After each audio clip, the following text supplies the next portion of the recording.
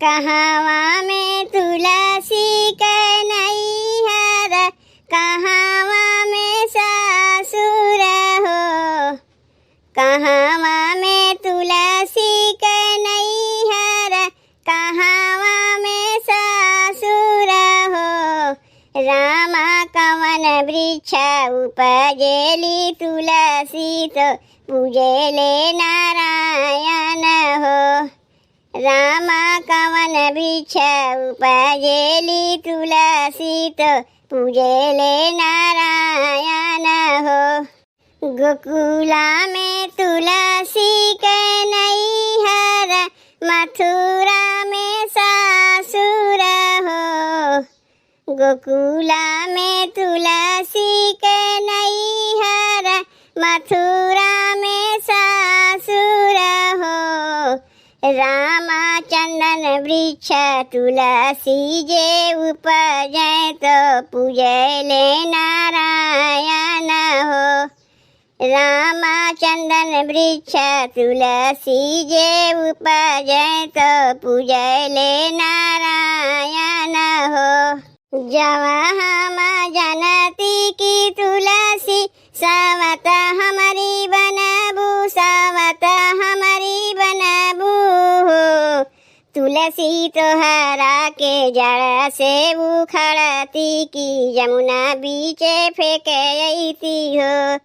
तुलसी तोहरा के जड़ से उखड़ती की यमुना बीचे फेंकती हो। जाओ तू ही रानी मुहे उखड़ती व यमुना बीचे फेंकती व, यमुना बीचे फेंकती हो। रुक्मिन होई जैबू सुंदर नैया तो खेई है नारायण हो। रुक्मिन होई जैबू सुंदर नैया तो खेई है नारायण हो। जाओ हम जनती की तुलसी सावत हमारी बनबू, सावत हमारी बनबू हो। तुलसी नैया के अरा से कटवैती की भरवा में झोंकाई देत हो। तुलसी नैया के अरा से कटवैती की भरवा में झोंकाई देत हो। जाओ तू आरा से कटवाईबू, भरवा में झोंकाईबू, तू भरवा में झोंकाईबू हो। जब तू आरा से कटवाईबू, भरवा में झोंकाईबू, भरवा में झोंकाईबू हो।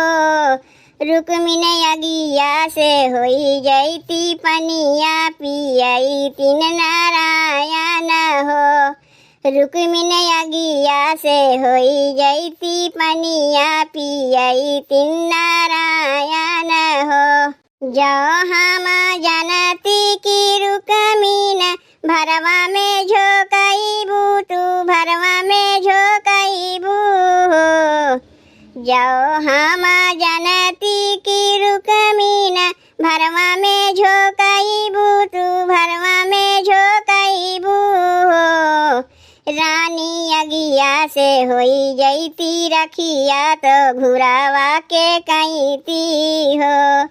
रानी अगिया से होई जैती रखिया तो घुरावा के कहती हो।